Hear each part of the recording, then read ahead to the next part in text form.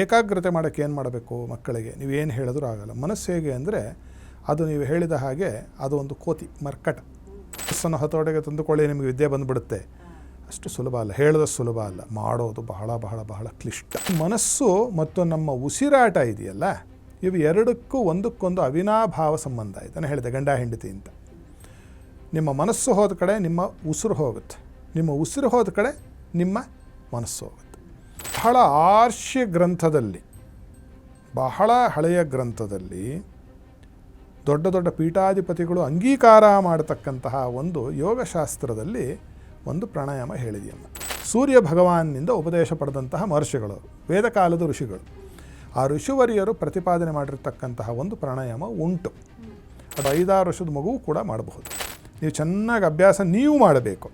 ಆನಂತರದಲ್ಲಿ ಜ್ಞಾಪಕ ಬರುವುದಕ್ಕೆ ಏನಾಗುತ್ತೆ, ಜ್ಞಾಪಕ ಬರುವುದಕ್ಕೆ ಎಲ್ಲ ಸಾಧ್ಯತೆಗಳನ್ನು ಈ ಒಂದು ಪ್ರಾಣಾಯಾಮ ಉಂಟು ಮಾಡುತ್ತೆ. ಪರಮೇಶ್ವರನಿಂದ ಸಾಕ್ಷಾತ್ ಪಾರ್ವತಿ ದೇವಿ ಉಪದೇಶವನ್ನು ಪಡೆದು ಮಹಾಗಣಪತಿಗೆ ಮಾಡಿಕೊಟ್ಟಂತಹ ಒಂದು ಚಕ್ರರಾಜ, ಒಂದು ಚಕ್ರ.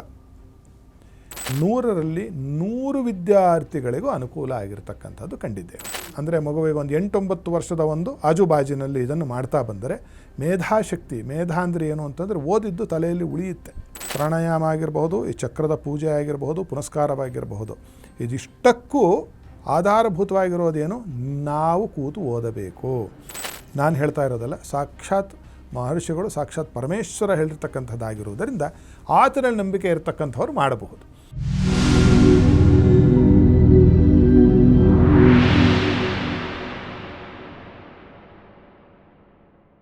ನಮಸ್ಕಾರ ವೀಕ್ಷಕರೇ, ಟಿವಿ ವಿಕ್ರಮ ಹಂಸಧ್ವನಿ ಕಾರ್ಯಕ್ರಮಕ್ಕೆ ಸ್ವಾಗತ. ನಾನು ಶ್ವೇತಾ. ಯೋಗ ಸೂತ್ರ ಮತ್ತು ಆಧ್ಯಾತ್ಮಿಕತೆಯ ಅರ್ಥಪೂರ್ಣ ವಿಚಾರಗಳನ್ನು ತಿಳಿಸುವಂತಹ ವೇದಿಕೆಯೇ ಹಂಸಧ್ವನಿ ಕಾರ್ಯಕ್ರಮ. ಈ ಕಾರ್ಯಕ್ರಮದಲ್ಲಿ ಎಂದಿನಂತೆ ನಮ್ಮೊಟ್ಟಿಗಿದ್ದಾರೆ ತತ್ವಜ್ಞಾನಿಗಳು, ಧರ್ಮಶಾಸ್ತ್ರ ಪಾರಂಗತರು, ವೇದಶಾಸ್ತ್ರ ಪರಿಣಿತರು ಆಗಿರುವಂತಹ ಹಂಸಶ್ರೀ ಸವಿತೃ ಶರ್ಮಾ ಗುರೂಜಿ. ಗುರೂಜಿ, ನಿಮಗೆ ಕಾರ್ಯಕ್ರಮಕ್ಕೆ ಆತ್ಮೀಯವಾದ ಸ್ವಾಗತ. ಗುರೂಜಿ, ಅಪಾರ ಕರುಣಾ ಸಿಂಧುಂ ಸಚ್ಚಿದಾನಂದದಾಯಕಂ ನಮಾಮಿ ಸುಚಿರಂ ನಿತ್ಯಂ ವಾಲಕೇಶ್ವರ ಭಾರತೀಂ. ಶ್ರೀ ಸದ್ಗುರುಭ್ಯೋ ನಮಃ. ಎಲ್ಲರಿಗೂ ಮಂಗಳೋದಯ.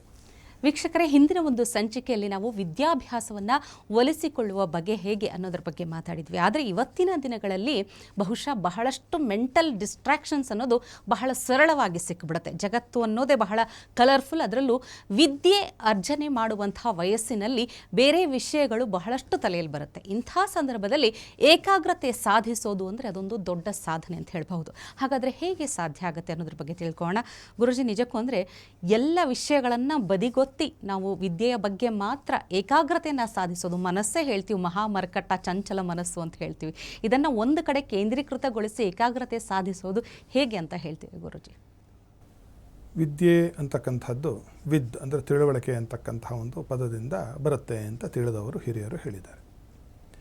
ಈಗಿನ ಕಾಲದಲ್ಲಿ ವಿದ್ಯೆ ಅಂತಂದರೆ ಏನು ಅಂತಂದರೆ, ಆಡು ಭಾಷೆಯಲ್ಲಿ ಒಂದು ಸರ್ಟಿಫಿಕೇಟನ್ನು ಸಂಪಾದನೆ ಮಾಡಿಕೊಳ್ಳೋದು. ಕನಿಷ್ಠ ಅಷ್ಟಕ್ಕಾದರೂ ಒಂದು ಹಿಟ್ಟಿನ ಚೀಟಿಗಾಗಿ ಈ ಒಂದು ಚೀಟಿಯನ್ನು ಪಡಿಬೇಕಾಗಿರ್ತಕ್ಕಂಥದ್ದು ನಮ್ಮೆಲ್ಲರಿಗೂ ಬಹಳ ಅನಿವಾರ್ಯವಾಗಿರ್ತಕ್ಕಂಥದ್ದಾಗಿದೆ. ಈಗಿನ ಕಾಲದಲ್ಲಿ ಮನಸ್ಸು ಚಂಚಲಗೊಳ್ಳಲಿಕ್ಕೆ, ಮನಸ್ಸು ಓದಿನ ಬಗ್ಗೆ ಬಿಟ್ಟು ಬೇರೆ ಕಡೆ ಅದನ್ನು ಹರಿದು ಬಿಡಲಿಕ್ಕೆ ಸಾಕಷ್ಟು ಅವಕಾಶಗಳು ಹೆಚ್ಚಿದೆ. ಪ್ರತಿನಿತ್ಯ ನೂರಾರು ಬಂದು ಸೇರ್ಕೋತಾ ಇದೆ. ಇಂತಹ ಒಂದು ವಾತಾವರಣದಲ್ಲಿ ವಿದ್ಯಾರ್ಥಿಯಾದವರು ಏಕಾಗ್ರತೆಯನ್ನು ಹೇಗೆ ಸಂಪಾದನೆ ಮಾಡಬೇಕು?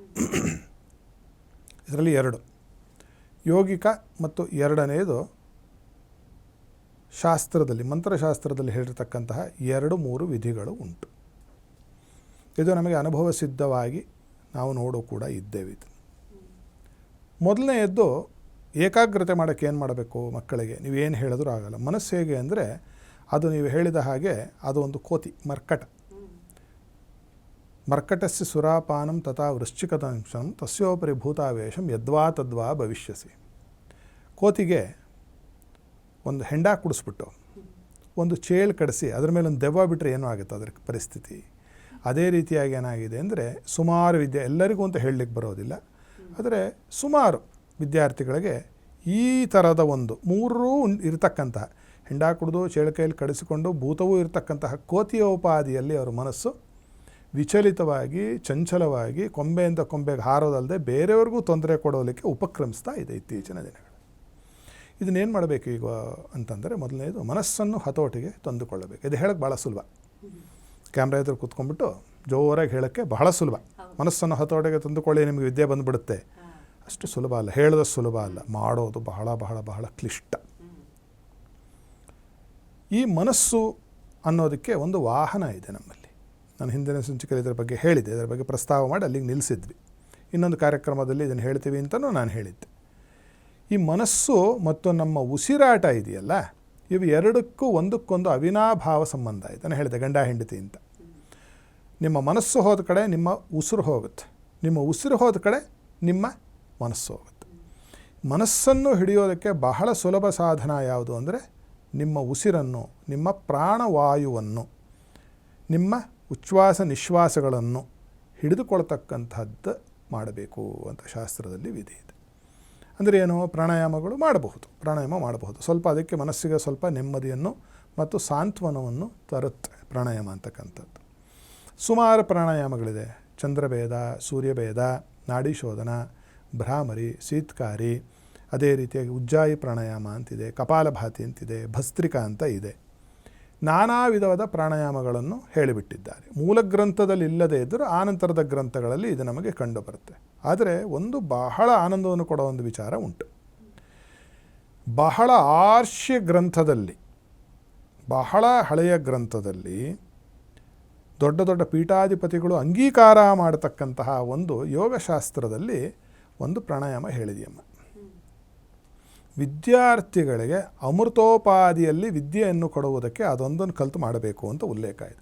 ಅದು ಮಹರ್ಷಿಗಳೊಬ್ಬರು, ಅವರಿಗೆ ಉಪದೇಶ ಆಗಿದ್ದು ಸಾಕ್ಷಾತ್ ಸೂರ್ಯ ಭಗವಾನ್ನಿಂದ ಉಪದೇಶ ಪಡೆದಂತಹ ಮಹರ್ಷಿಗಳು, ವೇದಕಾಲದ ಋಷಿಗಳು. ಆ ಋಷಿವರಿಯರು ಪ್ರತಿಪಾದನೆ ಮಾಡಿರ್ತಕ್ಕಂತಹ ಒಂದು ಪ್ರಾಣಾಯಾಮ ಉಂಟು. ಅದು ಗ್ರಂಥಸ್ಥವಾಗಿಯೂ ಇದೆ, ಅದಕ್ಕೆ ಒಂದು ರೆಫರೆನ್ಸೂ ಇದೆ. ಅಂತಹ ಒಂದು ಇಲ್ಲಿ ಹೇಳ್ಕೊಡ್ಲಿಕ್ಕಾಗೋದಿಲ್ಲ, ಇಲ್ಲಿ ಹೇಳ್ಕೊಡ್ಲಿಕ್ಕಾಗಲ್ಲ, ಅದಕ್ಕೆ ಕಾಲಾವಕಾಶ ಬೇಕು. ಅದನ್ನು ಬಂದು ಕಲಿಬೋದು. ನಮ್ಮ ಕಚೇರಿಗೆ ಯಾರಾದರೂ ಕಲಿಯೋರಿದ್ದರೆ ವಿದ್ಯಾರ್ಥಿಗಳು, ನಾನು ವಿದ್ಯಾರ್ಥಿ ಇವತ್ತು ಕೂಡ, ಎಲ್ಲರೂ ವಿದ್ಯಾರ್ಥಿಗಳು. ಪ್ರತಿ ಜೀವನದ ಪ್ರತಿಯೊಂದು ದಿನವೂ ಒಂದು ಹಾಳೆ ಕಲಿಯೋಕ್ಕೆ ಬೇಕಾದಷ್ಟೇ. ಅದು ಓದದೆ ಸುಮ್ಮನಿದ್ದರೆ ಅದು ಏನು ಪಾಠ ಕಲಿಸೋದಿಲ್ಲ. ಆ ರೀತಿಯಾಗಿ ಈ ಒಂದು ಪ್ರಾಣಾಯಾಮವನ್ನು ಕಲಿತು ಮಾಡುವುದರಿಂದ ಬಹಳ ಸುಲಭ. ಚಿಕ್ಕ ಮಕ್ಕಳು ಮಾಡುವ 5-6 ವರ್ಷದ ಮಗುವು ಕೂಡ ಮಾಡಬಹುದು. ಆ ರೀತಿಯಾಗಿ ಮಾಡ್ತಾ ಬಂದರೆ ಅಲ್ಲಿ ಆ ಮಹಾಮುನಿಗಳು ಹೇಳುವ ಪ್ರಕಾರವಾಗಿ ಅವರಿಗೆ ಸ್ಥಿರ ಬುದ್ಧಿ ಉಂಟಾಗಿ, ಬುದ್ಧಿ ಅಲ್ಲಿ ನಿಲ್ತು ಮನಸ್ಸು ಅಂದರೆ ಓದ್ ಹತ್ತತ್ತು. ನಮ್ಮ ಕೆಲಸ ಅಷ್ಟೇ. ಈಗ ಅದೊಂದು ಮಾಡಿಬಿಟ್ಟು ನಾನು ಓದದೆ ಹೋಗಿ ಬರೀದು ಪಾಸ್ ಆಗ್ತೀನಾ? ಇಲ್ಲ, ಅದು ಅಸಾಧ್ಯ. ಅದನ್ನು ಹಾಗೆಲ್ಲ ನಾವು ಅರ್ಥೈಸಿಕೊಳ್ಳೋದು ಭಾಳ ತಪ್ಪಾಗಿಬಿಡುತ್ತೆ. ಆಮೇಲೆ ನಮ್ಮ ಕಾರ್ಯಕ್ರಮಕ್ಕೆ ಫೋನ್ ಮಾಡೋದು, ಕಮೆಂಟ್ ಹಾಕೋದು ಶುರುವಾಗುತ್ತೆ. ಪ್ರಾಣಾಯಾಮ ಮಾಡಿದೆ ನಾನು ಫೇಲ್ ಆಗಿಬಿಟ್ಟೆ, ಎಲ್ಲ ಶುದ್ಧ ಸುಳ್ಳುವನ್ನು ಹೇಳುತ್ತೀರಿ ಅಂತ. ಹಾಗಲ್ಲ. ನಿಮಗೆ ಓದಲಿಕ್ಕೆ ಒಂದು ಕೂರಲಿಕ್ಕೆ, ಓದಲಿಕ್ಕೆ ಅದು ಕುತ್ಕೋಬೇಕಲ್ಲ, ಏಕಾಗ್ರತೆಯಿಂದ ಅದನ್ನು ಅನುಸಂಧಾನ ಮಾಡೋದಕ್ಕೆ ಇದು ಕೆಲಸ ಮಾಡುತ್ತೆ. ಆನಂತರದಲ್ಲಿ ಓದಿದ್ದು ನಿಮಗೆ ಪರೀಕ್ಷಾ ಕಾಲದಲ್ಲಿ ನಿಮಗೆ ಜ್ಞಾಪಕ ಬರುವುದಕ್ಕೂ ಕೂಡ ಇದು ಅದ್ಭುತವಾದ ಕೆಲಸವನ್ನು ಮಾಡಿಕೊಡುತ್ತೆ. ಇದು ನಾನು ನನ್ನ ಮಕ್ಕಳಿಗೂ ಹೇಳಿಕೊಟ್ಟಿದ್ದೀನಿ, ಪರಮಾದ್ಭುತವಾಗಿ ಕೆಲಸ ಮಾಡಿದೆ. ಸುಮಾರು ಜನಕ್ಕೆ ಹೇಳಿದ್ದೀವಿ. ಅಂತಹ ವಿದ್ಯಾರ್ಥಿಗಳು ಕೂಡ ಒಳ್ಳೆಯ ಅಂಕಗಳು ಅಂತ ನಾನು ಹೇಳದೇ ಇದ್ರು ಹಂಗಾದ್ರೆ 99 ತೆಗೆದು ಬಿಡ್ತೀನಾ? ಅದು ನನಗೆ ಗೊತ್ತಿಲ್ಲ. ನೀವು ಅಷ್ಟೇ ಅಭ್ಯಾಸನೂ ಮಾಡಿರಬೇಕು. ಎರಡನ್ನೂ ಕೂಡ ಉಪ್ಪು ಹುಳಿ ಖಾರದ ಥರ ಇದು. ಸಾರು ಅಂದರೆ ಎಲ್ಲ ಸೇರ್ಕೋಬೇಕಾಗ ಅದ್ಭುತವಾದ ಒಂದು ಸಾರು ಆಗುತ್ತೆ ರುಚಿಕರವಾಗಿ. ಅದೇ ರೀತಿಯಾಗಿ ಏನನ್ನು ಓದಬೇಕೋ ಅದನ್ನೇ ಓದಬೇಕು ತಾವುಗಳು. ಎರಡನೆಯದ್ದು ಮನಸ್ಸನ್ನು ಸ್ಥಿರೀಕರಿಸಬೇಕು. ಸ್ಥಿರೀಕರಿಸೋದು ಪ್ರಾಣಾಯಾಮವನ್ನು ಮಾಡಿಕೊಡುತ್ತೆ. ನೀವು ಚೆನ್ನಾಗಿ ಅಭ್ಯಾಸ ನೀವು ಮಾಡಬೇಕು. ಆನಂತರದಲ್ಲಿ ಜ್ಞಾಪಕ ಬರುವುದಕ್ಕೆ ಏನಾಗುತ್ತೆ, ಜ್ಞಾಪಕ ಬರುವುದಕ್ಕೆ ಎಲ್ಲ ಸಾಧ್ಯತೆಗಳನ್ನು ಈ ಒಂದು ಪ್ರಾಣಾಯಾಮ ಉಂಟು ಮಾಡುತ್ತೆ. ಬ್ರೈನ್ ಸೆಲ್ಸ್ಗೆ ನಾವು ಉಸಿರಾಡಬೇಕಾದ್ರೆ ನಮಗೆ ಆಮ್ಲಜನಕದ ಒಂದು ಅವಶ್ಯಕತೆ ಬಹಳ ಇದೆ. ಅದಕ್ಕೆ ನಮ್ಮ ಮಸ್ತಿಷ್ಕಕ್ಕೆ, ನಮ್ಮ ಮೆದುಳಿಗೆ ಅದು ಕಡಿಮೆ ಆದಾಗ ಏನಾಗುತ್ತೆ ಅಂತಂದರೆ ಮನುಷ್ಯ ಮೂರ್ಛೆನೂ ಹೋಗ್ತಾನೆ, ವಿಸ್ಮೃತಿ, ಅವನಿಗೆ ಮರುವು ಅಂತಕ್ಕಂಥದ್ದು ಬರುತ್ತೆ.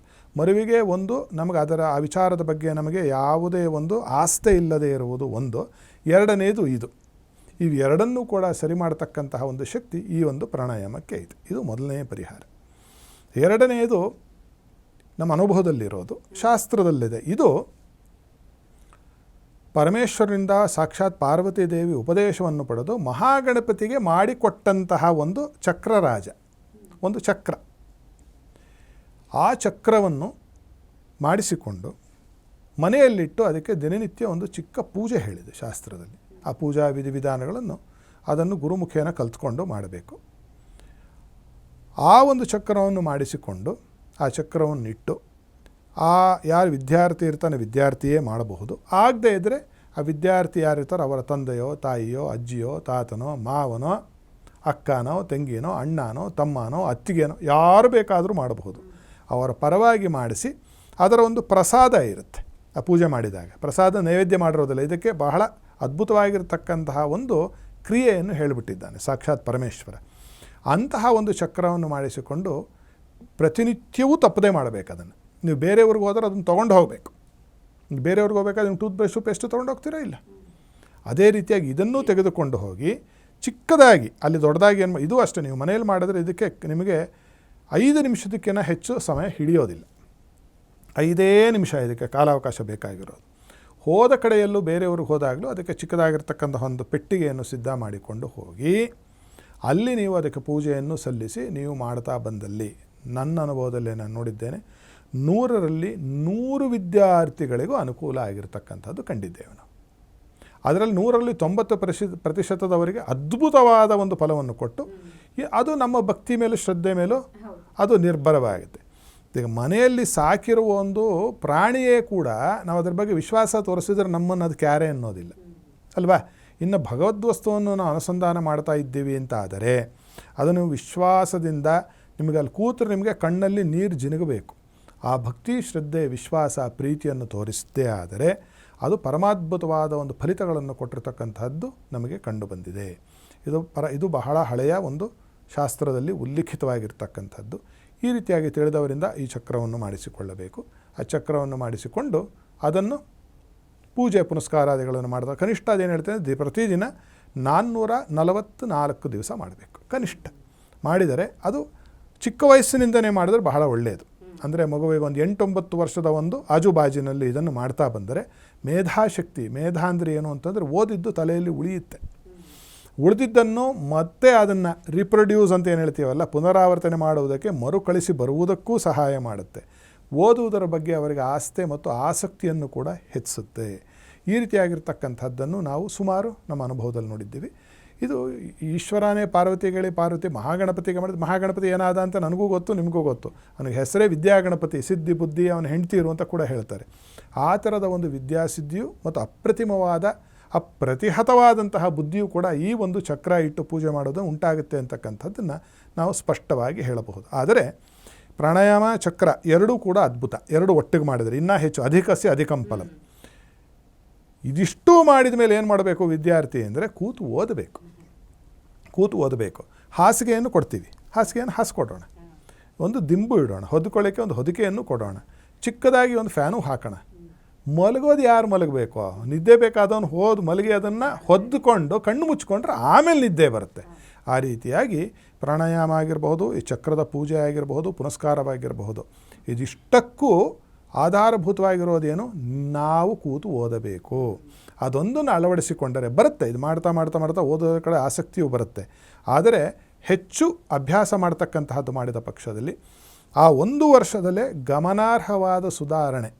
ಅಂದರೆ ಈಗ ಹುಡುಗ ಅಥವಾ ಒಂದು ಹುಡುಗಿ, ಒಂದು ವಿದ್ಯಾರ್ಥಿ 100ಕ್ಕೆ ಒಂದು 25% ಚೆನ್ನಾಗಿ ಓದ್ತಿದ್ದಾನೆ ಅಂದ್ಕೊಂಡ್ರೆ, ಇದು ಮಾಡಿದವರಿಗೆ ಕನಿಷ್ಠಾತಿ ಕನಿಷ್ಠ 55ರಿಂದ 60, ಕನಿಷ್ಠ ನಾನು ಹೇಳ್ತಾರೆ ಅತ್ಯಂತ ಕಡಿಮೆ ಫಲ ಬಂದಿರೋದು 55ರಿಂದ 60% ಅವರು ಓದಿನಲ್ಲಿ ಅಗ್ರೇಸರರಾಗಿ ಮುಂದೆ ಹೋಗಿರ್ತಕ್ಕಂಥದ್ದು ನಮ್ಮೆಲ್ಲರ ಗಮನಕ್ಕೆ ಬಂದಿದೆ. ಆದ್ದರಿಂದ ಆ ಥರದ ವಿದ್ಯಾರ್ಥಿಗಳು ಇವೆರಡನ್ನೂ, ಅಥವಾ ಪಾಲಕರು ವಿಶೇಷವಾಗಿ ತಂದೆ ತಾಯಿಗಳು ಇದರ ಬಗ್ಗೆ ಒಂದು ಆಸ್ಥೆ, ಅದನ್ನು ಮಾಡಿದ್ರೆ ಆಗುತ್ತೆ ಅನ್ನೋದು ಬಿಡಿ, ಮಾಡಿ ನೋಡಿ ಏನೇನೋ ಮಾಡುವುದರ. ಈಗ ಎಲ್ಲ ಥರದಲ್ಲೂ ಹಿಂಗೇನೇನೆ, ಎಲ್ಲ ಅದೇ ಥರ. ಯಾವುದೇ ಒಂದು ಪರಿಹಾರ ಮಾರ್ಗಗಳು ನೋಡಿದಾಗ್ಲೂ ಇದು ಬಿಟ್ಟು ಬಹಳ ನಾವು ವೈಜ್ಞಾನಿಕವಾಗಿ ಹೋಗ್ತೀವಿ ಅಂತಂದಾಗ್ಲೂ ವಿಜ್ಞಾನದ ಬಗ್ಗೆ ಏನು ಗೊತ್ತಿದೆ ಹೇಳ್ತಾ ಇರುವವರಿಗೆ, ಯಾವ ರೀತಿ ಕೆಲಸ ಮಾಡುತ್ತೆ ಅನ್ನೋದಾಗುತ್ತೆ.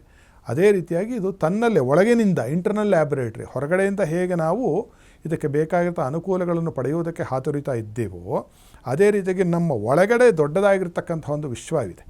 ಯಥಾ ಬ್ರಹ್ಮಾಂಡೆ ತಥಾ ಪಿಂಡಾಂಡೆ ಅಂತ. ಹೊರಗಡೆ ಬ್ರಹ್ಮಾಂಡದಲ್ಲಿ ನಿಮ್ಗೇನು ಕಾಣ್ತಿದೆಯೋ ಪಿಂಡಾಂಡ, ಇದರ ಒಳಗಡೆನೂ ಅಷ್ಟು ಸಾಮಗ್ರಿಗಳು ಇದೆ. ಇದು ಶಾಸ್ತ್ರದಲ್ಲಿ ಘಂಟಾಘೋಷವಾಗಿ ಇದು ಪುನರುಕ್ತಿ ಆಗಿದೆ. ಆದ್ದರಿಂದ ಅದನ್ನು ವಿಶ್ವಾಸ ಇಟ್ಟು ಮಾಡಿ. ನಾನು ಹೇಳ್ತಾ ಇರೋದಲ್ಲ, ಸಾಕ್ಷಾತ್ ಮಹರ್ಷಿಗಳು, ಸಾಕ್ಷಾತ್ ಪರಮೇಶ್ವರ ಹೇಳಿರ್ತಕ್ಕಂಥದ್ದಾಗಿರುವುದರಿಂದ ಆತನಲ್ಲಿ ನಂಬಿಕೆ ಇರತಕ್ಕಂಥವ್ರು ಮಾಡಬಹುದು. ಇದನ್ನು ಮಾಡಿದ ಪಕ್ಷದಲ್ಲಿ ವಿದ್ಯಾರ್ಥಿಗಳಿಗೆ ಖಂಡಿತವಾಗಿ ವಿದ್ಯೆಯಲ್ಲಿ ಸಾಕಷ್ಟು ಮುನ್ನಡೆ ಉಂಟಾಗುತ್ತೆ ಅಂತಕ್ಕಂಥದ್ದನ್ನು ಹೇಳಬಹುದು. ಖಂಡಿತ ಗುರುಜಿ, ವಿದ್ಯಾರ್ಥಿಗಳಿಗೆ ಅನುಕೂಲವಾಗುವಂಥ ರೀತಿಯಲ್ಲಿ ಬಹಳಷ್ಟು ವಿಷಯಗಳನ್ನು ತಿಳಿಸ್ಕೊಟ್ಟಿದ್ದೀರಿ. ಎಲ್ಲದಕ್ಕೂ ಸ್ವಪ್ರಯತ್ನ ಅನ್ನೋದು ಎಷ್ಟು ಮುಖ್ಯ ಅನ್ನೋದರ ಬಗ್ಗೆ ಕೂಡ ತಿಳಿಸ್ಕೊಟ್ಟಿದ್ದೀರಿ. ತಮಗೆ ಧನ್ಯವಾದಗಳು ಗುರುಜಿ. ಸರ್ವೇ ಜನ ಸುಖಿನೋ ಭವಂತು. ತಿಳಿದುಕೊಂಡ್ರಲ್ಲ ವೀಕ್ಷಕರೇ, ವಿದ್ಯಾಭ್ಯಾಸದಲ್ಲಿ ಏಕಾಗ್ರತೆ ಸಾಧಿಸೋದು ಹೇಳಿದಷ್ಟು ಸುಲಭವಲ್ಲ, ಆದರೆ ಸ್ವಪ್ರಯತ್ನದಿಂದ ಸಾಧ್ಯವಾಗುತ್ತೆ. ಅಷ್ಟೇ ಅಲ್ಲ, ವಿದ್ಯಾಭ್ಯಾಸದಲ್ಲಿ ಏಕಾಗ್ರತೆ ಸಾಧಿಸಲು ಒಂದು ವಿಶಿಷ್ಟ ಪ್ರಾಣಾಯಾಮ ಇದೆ. ಅದನ್ನು ನೇರವಾಗಿ ಭೇಟಿಯಾಗಿ ನೀವು ತಿಳ್ಕೋಬೇಕು ಅಂದರೆ ನಮ್ಮ ಸ್ಕ್ರೀನ್ ಮೇಲೆ ಇರುವಂಥ ನಂಬರನ್ನು ಕಾಂಟ್ಯಾಕ್ಟ್ ಮಾಡಿ ಗುರುಜಿಗಳನ್ನು ನೇರವಾಗಿ ಭೇಟಿಯಾಗಿ ತಿಳಿದುಕೊಳ್ಳಬಹುದು. ಮುಂದಿನ ಸಂಚಿಕೆಯಲ್ಲಿ ಮತ್ತೊಂದು ಹೊಸ ವಿಷಯದೊಂದಿಗೆ ಭೇಟಿಯಾಗೋಣ. ನಮಸ್ಕಾರ.